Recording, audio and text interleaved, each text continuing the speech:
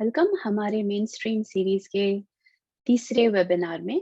आज का हमारा टॉपिक है creating effective individualised education plans. प्रभावी व्यक्तिगत शैक्षणिक योजनाएं कैसे बनाई जा सकती है, इसके बारे में आज हम बात करेंगे। मेरा नाम है उमा सोमन और ये वेबिनार ब्यूट क्रीक फाउंडेशन के डोनेशन से मुमकिन होता है और उसके लिए हम उनके शुक्रगुजार हैं। हमारे पहले वाले वेबिनार्स में हमने मेन स्ट्रीमिंग के विभिन्न अंगों के बारे में चर्चा की है।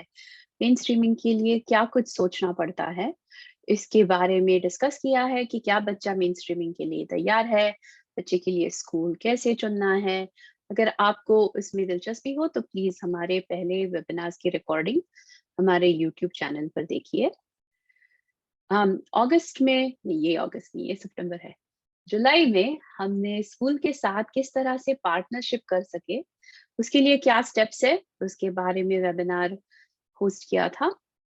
और हमने डिस्कस किया था कि बच्चे को किस तरह से सपोर्ट की जरूरत है, किस तरह बच्चे को टीम के सपोर्ट की जरूरत है। उसका रिकॉर्डिंग भी अवेलेबल है, तो आप वो देख सकते हैं। पिछले महीने अगस्त में हमने एक्सेस इस कॉन्सेप्ट को लेकर वेबिनार किया था कि सुनना तो जरूरी है लेकिन सुनकर समझना भी जरूरी है। पढ़ना सीखना जरूरी है, पढ़कर समझना जरूरी है। और उसके लिए हम बच्चे को किस तरह से सपोर्ट कर सके, ये जानना और उस पर काम करना जरूरी है। अगर आपने ये वेबिनार मिस किया तो प्लीज ये रिकॉर्डिंग देखिए, ताकि आज के वेबिनार में हम जो डिस्कस कर रहे हैं उसमें आपको और जानकारी मिलेगी। आप में से बहुत लोगों ने ये चार्ट पहले भी देखा है और इसमें जो एरियाज बताई गई है, जैसे कि learning to listen, listening to learn, ये जो एरियाज बताई गई है ये ऐसी एरियाज है या ऐसे स्किल्स है जो बच्चे की जिंदगी भर बदलते रहते हैं। जैसा कि छोटा बच्चा है तो उसको अर्ली लैंग्वेज सीखनी है, लेकिन बस अर्ली लैंग्वेज सीखकर जिंदगी नहीं गुजारी जा सकती। तो अर्ली लैंग्वेज से लेकर कॉम्प्लेक्स लैंग्वेज तक और फिर मेच्योर लैंग्वेज तक, अर्ली रीडिंग से लेकर कॉम्प्लेक्स रीडिंग तक, राइटिंग, इस सारे के बारे में हमें सोचना है। तो ये जो एरियाज लिखी गई है इस चार्ट में, उसका मतलब ऐसा नहीं है कि इन सारी एरियाज में बच्चे को दिक्कत आएगी या मुश्किल होगी, लेकिन इसका ये जरूर मतलब है कि हियरिंग लॉस का इन एरियाज पर प्रभाव होता है, परिणाम होता है। और उसका बुरा परिणाम न हो, ये देखना जरूरी है। ये ऐसी एरियाज है जिसमें कमजोरियां शायद हो सकती है। इंग्लिश में मैं हमेशा वल्नरेबिलिटी ये शब्द का प्रयोग करती हूँ कि कुछ उसमें कमजोरियां है। अगर उस पर बहुत प्रेशर डाला तो इस एरिया में डिफिकल्टी होने का चांस है। तो ये सारे एरियाज है। और जब हम सोचते हैं कि ओके, इन एरियाज में बच्चों को मदद की जरूरत है, तो बस ये सोचकर काम नहीं होता, उसके लिए कुछ प्लान बनाना पड़ता है। तो हम ये कैसे ये प्लान कैसे बनाएं, इसमें किस किस चीजों पर काम होने वाला है, कब कैसे कौन ये काम करेगा, इस सारे की डिस्कशन के लिए इंडिविजुअलाइज्ड एजुकेशन प्लान्स ये बहुत ही फायदेमंद हो सकते हैं। तो मुझे आपसे कुछ सवाल पूछने हैं पहले, और चैट में जवाब दीजिए। अम, हर एक क्वेश्चन का यस नो जवाब, आप यस यस यस कह सकते हैं, नो नो नो कह सकते हैं, यस यस नो कह सकते हैं, जो कुछ भी। तो 3 सवाल है कि क्या आपके स्टूडेंट या आपके बच्चे के पास इंडिविजुअलाइज्ड एजुकेशन प्लान आईईपी का फॉर्म या डॉक्यूमेंट अभी है। जब ये आईईपी मीटिंग होती है तो क्या आप उसमें हिस्सा लेते हैं, और क्या आप जहां रहते हैं वहां आईईपीज स्पेशल एजुकेशन के कानून का एक हिस्सा है। ओके, सो क्या आपके पास आईईपी है, क्या आप मीटिंग में शामिल हुए, क्या ये एक रिक्वायरमेंट है आपके स्टेट या कंट्री के कानून की। तो yes yes no, no no no, yes yes yes, ऐसे करके हमें बताइए।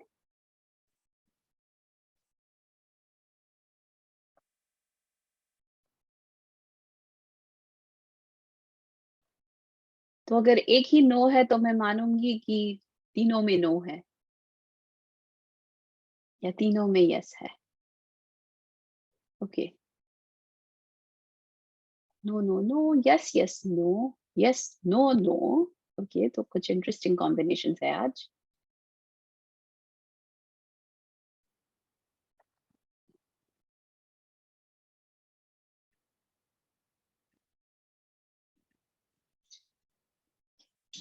ओके, कुछ लोगों से हमने सुना है और शायद और लोग रिस्पॉन्ड करेंगे। शायद आप सोच रहे हैं क्या आईपी, मुझे पता भी नहीं है क्या है। मुझे ये सवाल भी समझ में नहीं आ रहा है। अगर ऐसी बात है तो वो भी लिखिए ताकि मैं उसके बारे में भी आपसे बात कर सकूं।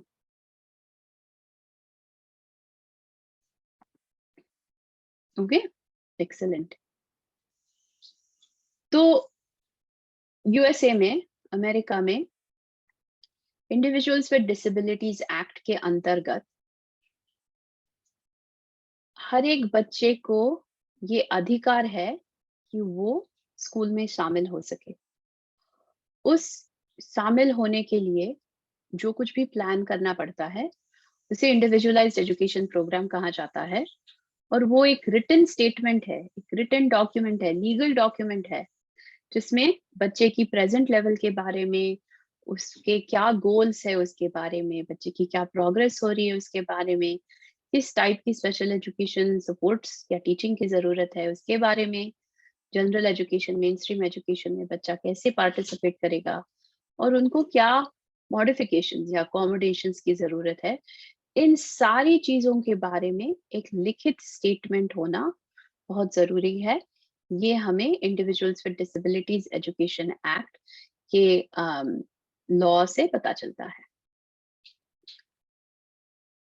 तो इसका मकसद क्या है, इस आईईपी का मकसद क्या है? एक है कि बच्चे की ताकतों और जरूरतों को समझना, और अगर उसमें कोई गैप है, अगर 5 साल का बच्चे की लैंग्वेज 3 साल के बच्चे जैसी है, तो ये जो गैप है इसको कैचअप करने के लिए क्या जरूरी होगा इसके बारे में सोचना। आईपी का ये भी मकसद है कि बच्चे की जो कुछ भी जरूरतें हो उसको सपोर्ट करने के लिए एक टीम बच्चे के साथ काम करे। कभी कभी ये बड़ी टीम होती है, टीचर होती है, स्पीच लैंग्वेज पैथोलॉजिस्ट होती है, ऑडियोलॉजिस्ट होती है, और हमेशा हर एक टीम में पेरेंट्स होते हैं, या कभी कभी बिल्कुल छोटी टीम होती है, पेरेंट और एक टीचर या थेरेपिस्ट। लेकिन जो कुछ भी हो, पेरेंट्स के साथ टीम में ये काम किया जाता है। एक ऐसा भी मकसद है इस आईपी का कि हम वो गोल्स, वो लक्ष्य आइडेंटिफाई करें जिसको अम, जिसको बच्चे ने अचीव करने हैं, और ये भी आइडेंटिफाई करें कि ये गोल्स अचीव करने के लिए उसको कौन मदद कर सकता है, कौन प्रोफेशनल उसको ये मदद कर सकता है, उसको ये सिखा सकता है। ये भी एक मकसद है एटलीस्ट यूएस में कि इस आईपी के द्वारा हम डिसाइड कर सके कि क्या बच्चा मेन स्ट्रीम में सीखेगा, क्या बच्चा स्पेशल एजुकेशन में सीखेगा, क्या बच्चा 50-50 सीखेगा, राइट? कि थोड़ा time main stream general education में है, थोड़ा टाइम स्पेशल एजुकेशन में है, थेरेपी के लिए थोड़ा पुल आउट है, एक्सेट्रा। और फिर ये भी हमें देखना है कि अगर बच्चा इन किसी भी एनवायरमेंट्स में है, इन किसी भी एजुकेशनल सेटिंग्स में है, तो हमें ये देखना है कि क्या उस वातावरण में कुछ बदलाव करने हैं ताकि बच्चे को जो कुछ भी हो रहा है वो अच्छी तरह से समझ में आए। तो for example, you know, classroom में सबसे आगे बैठना ताकि टीचर की आवाज अच्छी तरह से सुनाई दे, ये एक अकोमोडेशन है जो बहुत ही कॉमनली किया जाता है। लेकिन ये आईपी में लिखा होगा। तो जब हम आईपी बना रहे हैं तो उसके लिए हमें कुछ सवालों के जवाब ढूंढने हैं, और तब जाके ये आईपी बनेगा। तो जैसे जैसे मैं ये सवाल पूछूंगी वैसे वैसे मैं एक एग्जांपल देने वाली हूँ, माया नाम की 5 साल की बच्ची का। तो पहला सवाल है कि इस बच्चे के क्या स्ट्रेंथ्स है, ताकत है, और अभी की क्या क्षमता है, करंट परफॉर्मेंस क्या है। तो जैसा मैंने कहा, माया 5 साल की है, उसकी स्ट्रेंथ्स है कि वो बहुत ही क्यूरियस है, आर्ट में बहुत ही माहिर है, वो और बच्चों के साथ खेलना चाहती है, उसको ड्रेस अप और रोल प्ले बहुत पसंद है। और अभी जब वो कम्युनिकेट करती है, तो 2 से 4 शब्दों के वाक्यों का प्रयोग करके कम्युनिकेट करती है। मुझे दे दो, पानी चाहिए, कहाँ गए सब, मम्मी कहाँ है, राइट? 2-4 word sentences. तो ये ध्यान में रखते हुए इस बच्चे की ज़रूरत क्या है? अभी माया 5 साल की है, 2-4 वर्ड्स के सेंटेंसेस में कम्युनिकेट करना काफ़ी नहीं है। ज़्यादा लंबे सेंटेंसेस, ज़्यादा कॉम्प्लेक्स सेंटेंसेस में कम्युनिकेट करना ज़रूरी है। तो एक उसकी ज़रूरत है कि उसकी ग्रामर और उसकी सेंटेंस स्ट्रक्चर में अम, प्रोग्रेस होना, ग्रोथ होना। तो अगर ये उसकी ज़रूरत है, तो हमें क्या गोल बनाना है? हम ये गोल बना सकते हैं कि 1 साल में माया 2 से 4 सेंटेंसेस की लेवल से लेकर 6 से 8 वर्ड सेंटेंसेस की लेवल तक जाएगी। मैंने पानी टेबल पर रखा, राइट? मैंने मम्मी के लिए एक सैंडविच बनाया। मैं और मेरा भाई हमेशा पार्क में जाते हैं। ये जो कुछ भी सेंटेंसेस है, ये जो थोड़े लंबे सेंटेंसेस जिसमें ज़्यादा इन्फॉर्मेशन है, ऐसी सेंटेंसेस माया 1 साल में बोल सकेगी, ये हमारा गोल है। तो जब हम ये गोल बना रहे हैं, तो हमें ये भी सोचना है कि बच्चे की डेफनेस के वजह से उनकी क्लासरूम में पार्टिसिपेशन पर किस तरह से परिणाम होता है, और उसके लिए हमें और गोल्स क्या बनाने हैं। तो माया को तो बोलना सीखना है, लेकिन क्योंकि उसको कोक्लियर इम्प्लांट या हियरिंग एड से वो सुन रही है, लेकिन उसकी लैंग्वेज डेवलपमेंट अभी पूरी तरह से हुई नहीं है, तो उसको क्लासरूम में सभी समझ में आएगा, इसकी कोई गारंटी नहीं। तो ये जो उस पर परिणाम हो रहा है, उसको भी सोचकर हमें गोल्स के बारे में उसका विचार करना है। फाइनली जब हमने सोचा है कि क्या ज़रूरतें हैं, क्या गोल्स है, क्लासरूम पार्टिसिपेशन में क्या दिक्कत हो सकती है, तो फिर हमें सोचना है, क्योंकि अगर ये हमारा प्लान है, तो कौन इसको पूरा कर सकता है? क्या स्पीच लैंग्वेज पैथोलॉजिस्ट की ज़रूरत है? क्या ऑडियोलॉजिस्ट की ज़रूरत है? क्या टीचर ऑफ द डेफ की ज़रूरत है? क्या स्पेशल एजुकेटर की ज़रूरत है? क्या रीडिंग स्पेशलिस्ट की ज़रूरत है? तो कौन है जो बच्चे के साथ इन गोल्स पर काम करेगा? Majority of the time, at least मेरे एक्सपीरियंस में, जब बच्चे को स्पीच प्रोडक्शन की इश्यूज होती है, तो स्पीच लैंग्वेज पैथोलॉजिस्ट बच्चे के साथ काम करती है। अगर लैंग्वेज डेवलपमेंट करनी है, तो स्पीच लैंग्वेज पैथोलॉजिस्ट हो सकती है या टीचर ऑफ द डेफ हो सकती है। अगर लिसनिंग स्किल्स पे काम करना है, तो स्पीच लैंग्वेज पैथोलॉजिस्ट हो सकती है या टीचर ऑफ द डेफ हो सकती है। अगर एकेडमिक्स, रीडिंग, राइटिंग, मैथमेटिक्स पे काम करना है, तो generally teacher of the deaf इस बच्चे को सपोर्ट कर सकती है। तो हर एक आदमी के अलग-अलग रोल्स हैं, और हमने इसके बारे में हमारे जुलाई के वेबिनार में बात की थी। तो अगर ये रोल्स आपके लिए नए हैं, तो प्लीज़ जाकर उन्हें चेक कीजिए, उनके बारे में अधिक जानकारी लीजिए। तो ये कौन इस प्लान को इम्प्लीमेंट कर रहा है, ये बहुत इम्पोर्टेंट है। और फिर कब, कहाँ? क्या स्कूल में होगा? क्या स्कूल के बाद होगा? क्या थेरेपी सेंटर में होगा? कितने टाइम के लिए होगा? हर रोज होगा? हफ्ते में 1 बार होगा? इस सारे के बारे में सोचा जाता है, क्योंकि हमने साल भर के गोल लगाए हैं और हम कह रहे हैं कि 1 साल में अगर ये सब करना है, तो हमें उसको 12 महीने में कैसे डिवाइड करना है। ये यूएस का लॉ है, ये यूएस के रूल्स है। मैं ये कह रही हूँ, लेकिन ऐसा नहीं है कि सब बार सब ये परफेक्टली होता है। पेरेंट्स को इसमें बहुत एक्टिव इन्वॉल्वमेंट लेनी पड़ती है, ताकि उनके बच्चे की आईपी अच्छी तरह से प्लान और इम्प्लीमेंट हो। इंडिया में अभी तक आईपीज लॉ का भाग नहीं है, लेकिन बहुत जगह ये हो रहे हैं। तो मैं आपको सजेस्ट करूंगी कि जब बच्चे की मेन स्ट्रीम स्कूल में एडमिशन हो रही हो, और अगर स्कूल कहता है कि हाँ, हमारे पास स्पेशल एजुकेशन सर्विसेज है, हमारे पास स्पेशल एजुकेटर है, बच्चे को स्पेशल एजुकेशन मिल सकती है, तो आप ये ज़रूर पूछिए कि ये स्पेशल एजुकेशन सर्विस किस तरह से तय होती है? क्या आप इंडिविजुअलाइज्ड एजुकेशन प्लानिंग करते हैं? क्या मुझे उसका फॉर्म देखने को मिलेगा? क्योंकि मैं जिन फैमिलीज़ के साथ काम कर रही हूँ लिसनिंग टुगेदर के द्वारा, उनका एक्सपीरियंस रहा है कि स्कूल में एक प्लान बनाकर वो भेजा जाता है, या फिर सिलेबस के मॉडिफिकेशंस करके उसको आईपी कहा जाता है। तो ये दोनों एक हिस्सा है आईपी का, लेकिन ये पूरी तरह से आईपी का मकसद, आईपी का लक्ष्य अचीव नहीं कर रहा। तो पेरेंट्स, प्रोफेशनल्स, जब आप ये सुनेंगे कि स्कूल में स्पेशल एजुकेटर है, तो पूछिए कि उनके साथ काम कब, कैसे, किस गोल पर करना है, ये किस तरह से तय होता है। यहाँ 1 मिनट रुकती हूँ, अगर किसी को कोई सवाल है या कमेंट है तो प्लीज़ टाइप कीजिए।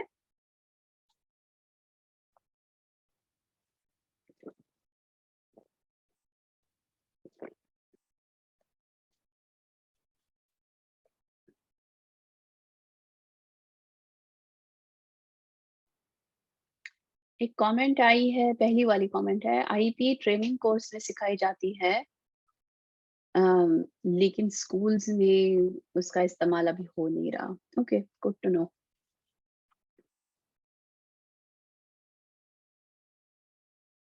ओके, कोई अगर सवाल या कमेंट नहीं है तो आगे बढ़ते हैं। तो अभी मैंने आईपी में क्या होता है ये बताया है, ये आईपी को कैसे डेवलप करना है इसके बारे में सोचते हैं। उससे सबसे पहली बात तो है एक टीम के साथ। किसी अकेले टीचर या किसी अकेले पेरेंट को आईपी डेवलप करना मुमकिन नहीं है। ये बच्चे के साथ, बच्चे के पेरेंट्स के साथ की जाने वाली एक्टिविटी है। जैसे कि मैंने कहा, उसका फोकस है कि बच्चा अभी क्या कर रहा है, उसकी क्या ज़रूरतें हैं और किस तरह से कैच अप कर सकेगा। ये भी बहुत ज़रूरी है कि जब हम आईपी बना रहे हैं, तो हम ये जानें कि अभी हम ये आईपी बना रहे हैं क्योंकि ये एक अच्छा प्लान है, लेकिन अगर बच्चे की ज़रूरतें बदलती है, अगर उसकी प्रोग्रेस बदलती है और या प्रोग्रेस नहीं होती है, तो बस 1 साल भर यही गोल्स नहीं रखने हैं। हमें देखना है कि प्रोग्रेस क्यों नहीं हो रही है, प्रोग्रेस के लिए क्या करना ज़रूरी है, और फिर उस समय पर हमें इस डॉक्यूमेंट में बदलाव लाने हैं। अगेन अमेरिका के लॉ के मुताबिक ये बदलाव आप, कोई भी आईपी का कोई भी टीम मेंबर आईपी मीटिंग बुलाकर इसके बारे में डिस्कशन कर सकता है। जैसे कि मैंने कहा, आईपी यूएस में एक लीगल डॉक्यूमेंट है, तो अगर आईपी प्लान के मुताबिक अगर बच्चे की स्कूलिंग नहीं हो रही, तो that is a problem, that is a crime, और उसके लिए कानूनी करतब की जा सकती है, कानूनी कार्रवाई। तो और एक इसमें सोचने की बात है कि ठीक है, सारे रूल्स फॉलो करके हमने आईपी की मीटिंग बुलाई और आईपी किया, लेकिन इस मीटिंग में बस एक ही आदमी बोलता गया, बोलता गया और बाकी टीम या पेरेंट्स का कुछ इनपुट ही नहीं था। तो ये कोई असली आईपी नहीं हुआ, राइट?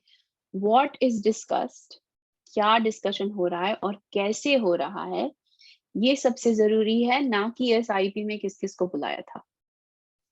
ओके? तो इस सिस्टम में पेरेंट या केयरगिवर का क्या रोल है, इसके बारे में आपसे थोड़ी बात करना चाहूँगी। मुझे पता है कि अभी आईपीज़ इतनी कॉमन नहीं है, स्पेशली इंडिया में, और बच्चों को मेनस्ट्रीम में एडमिशन मिलना या मिलवाना, ये भी कभी-कभी बहुत मुश्किल होता है। किसी ना किसी तरह एडमिशन मिल जाती है, उसके बाद ये बोलना कि अरे हाँ, ये भी करो मेरे बच्चे के लिए, शायद मुश्किल हो सकता है, शायद अनकंफर्टेबल हो सकता है, शायद ऑकवर्ड हो सकता है। लेकिन अगर बच्चे को स्कूल में जाकर बच्चा कुछ सीखे, ये आपका गोल है, तो ऐसा स्कूल होना जहाँ बच्चे की ज़रूरतें एड्रेस हो रही है, ये बहुत ज़रूरी है। इसलिए अगर ये अनकंफर्टेबल भी लगे, तो कभी-कभी पेरेंट्स को स्कूल के पास जाकर ये बोलना ज़रूरी है कि क्या हम इस तरह की मीटिंग कर सकते हैं, जहाँ हम डिस्कस करें कि बच्चा क्या कर रहा है, क्या गोल्स है और उसके लिए हम क्या काम करेंगे। और इट इज़ पॉसिबल कि स्कूल में कुछ काम नहीं हो रहा, स्कूल के बाद जो कुछ भी थेरेपी हो रही है, उसमें काम हो रहा है, लेकिन ये सारे लोग टीम मिलकर काम करें। मैंने बहुत साल यूएस में काम किया है, जहाँ बच्चे की मेनस्ट्रीम स्कूल में उसको कुछ एडिशनल सपोर्ट नहीं मिल रहा, लेकिन बच्चा स्कूल के बाद जब मेरे पास आता है as a teacher of the deaf, तो मैं बच्चे को स्कूल में सक्सेसफुल होने के लिए उसकी ट्यूशन जैसे लैंग्वेज डेवलपमेंट, लिटरेसी डेवलपमेंट कर रही हूँ। तो ऐसा नहीं है कि ये मीटिंग हो गई तो सारी ज़िम्मेदारी स्कूल की ही है। बस ऐसा है कि ये मीटिंग हो ताकि सब लोगों को पता चले कि हमें किस तरह से प्रोग्रेस करनी है। जब पेरेंट इस मीटिंग में जाता है तो पेरेंट की क्या भूमिका है? पेरेंट बच्चे के बारे में एक्सपर्ट है। वो बच्चे के साथ रहते हैं, बच्चे के साथ होमवर्क करते हैं। टीचर उनके सब्जेक्ट के बारे में एक्सपर्ट है, एसएलपी उनके सब्जेक्ट के बारे में एक्सपर्ट है और पेरेंट बच्चे के बारे में एक्सपर्ट है। ऐसा नहीं होना चाहिए कि मीटिंग में गए और सारे प्रोफेशनल्स ने पेरेंट्स को बताया कि हाँ, हमने ये तय किया है। Right? That is that is less than ideal.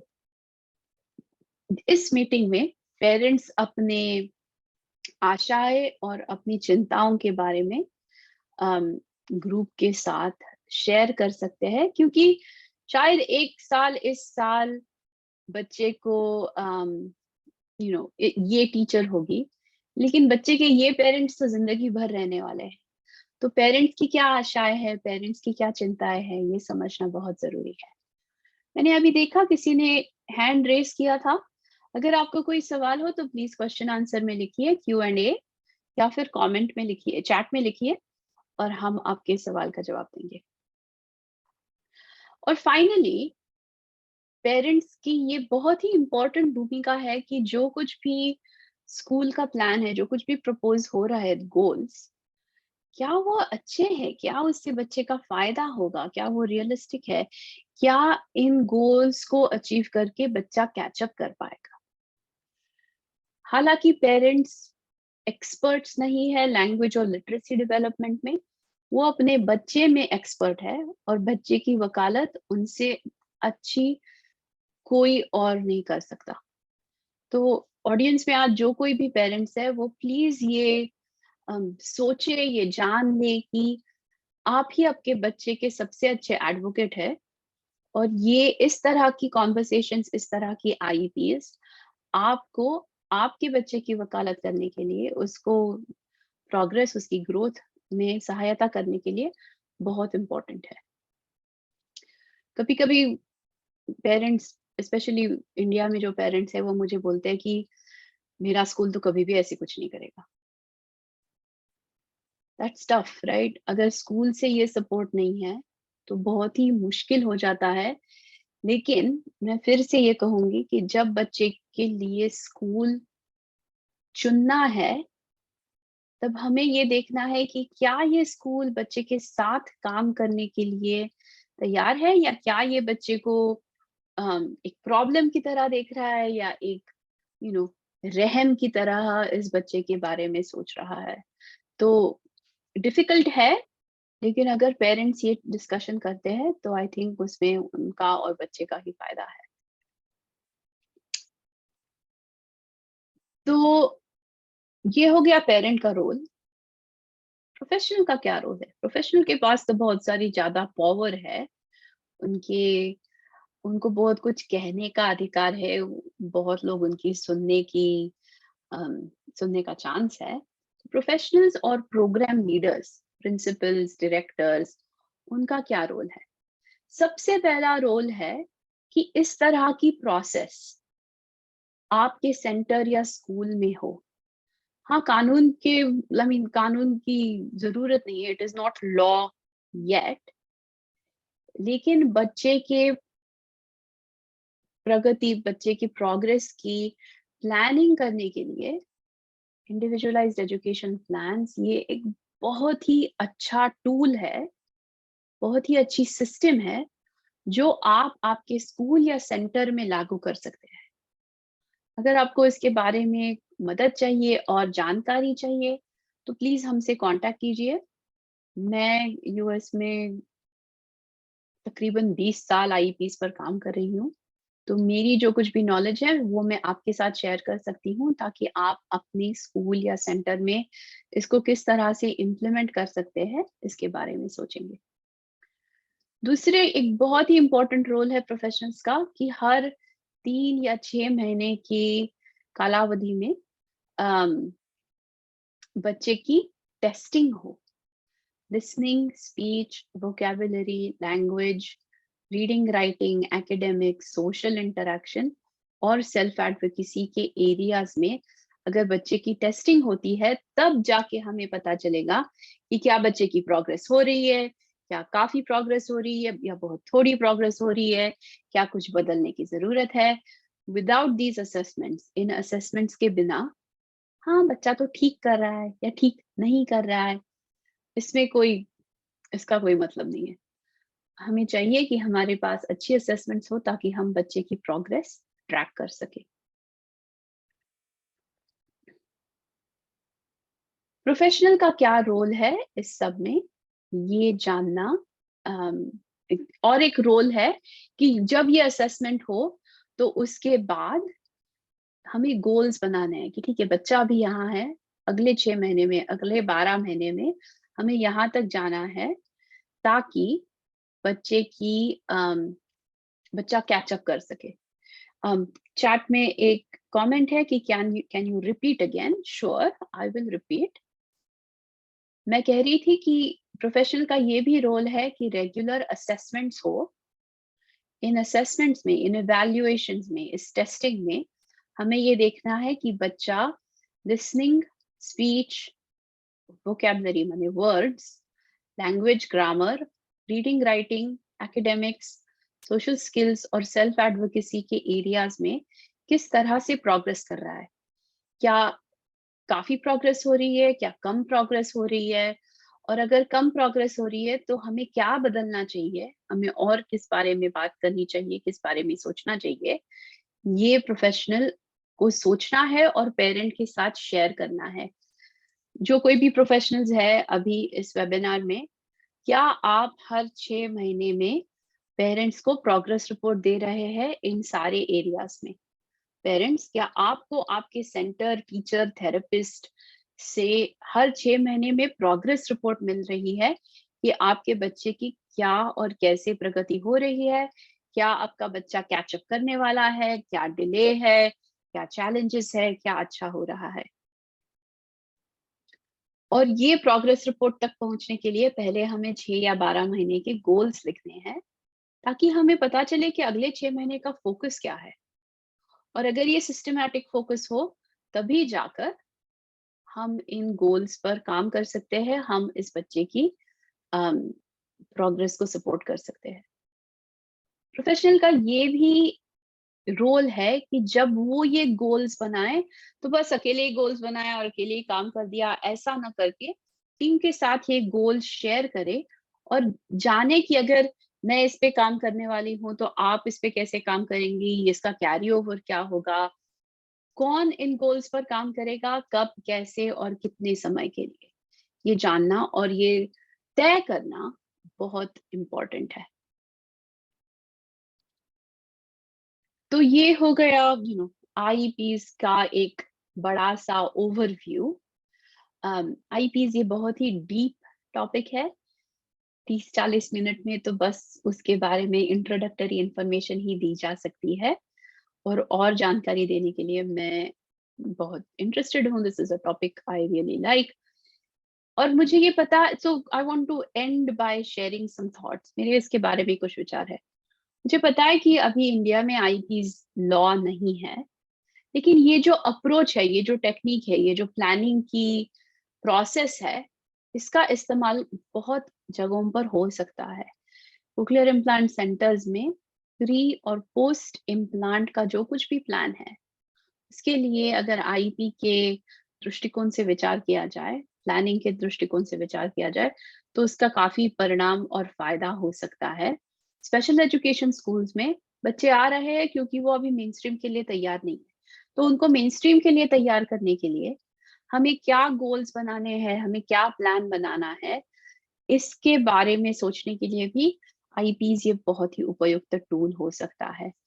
जब बच्चा मेन स्ट्रीम में जाए, तो उसको मेन स्ट्रीम में सक्सेसफुल होने के लिए क्या लर्निंग प्लान या क्या एजुकेशन प्लान की जरूरत है, इसके बारे में सोचकर सभी टीम के साथ, सभी टीचर्स के साथ ये शेयर किया जा सकता है, ताकि बच्चे को अच्छी तरह से सपोर्ट मिल सके। शायद आप सोच रहे हैं अम, कि अरे हाँ, ये तो अमेरिका में होता है, ये तो अमेरिका में लॉ है। मैं आपको बताना चाहती हूँ कि 1975 से पहले ये अमेरिका में लॉ नहीं था। पेरेंट्स की कुछ ज़्यादा उनको राइट्स नहीं थे।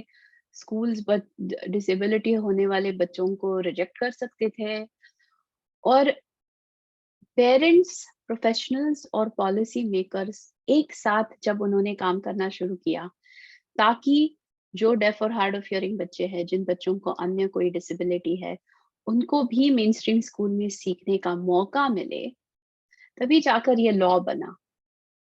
जब मैं अभी इंडिया के लॉज को देखती हूँ, तो 2020 के नेशनल एजुकेशन पॉलिसी या 2016 के दिव्यांगजन अधिकार कानून या जो सर्व शिक्षा अभियान है, राइट टू एजुकेशन, इन सारे लॉज के आधार पर एज अ नेक्स्ट स्टेप हम डेफ या हार्ड ऑफ हियरिंग बच्चे, जिन बच्चों को डिसेबिलिटीज है, उनको स्कूल में किस तरह से अच्छी तरह से सपोर्ट मिल सके, इसके बारे में हम कुछ कर सकते हैं।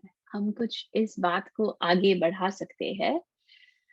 तो ये सोचते हुए मैं आपसे सवाल करना चाहूंगी कि इस वेबिनार से आप क्या देख रहे हैं, क्या सोच रहे हैं, क्या लेकर जा रहे हैं आपकी जिंदगी में, आपको क्या बदलाव लाना है, और इन बदलाव के द्वारा आप अपने कम्युनिटी में ये परिवर्तन कैसे लाएंगे, ये परिवर्तन की ये तरंग।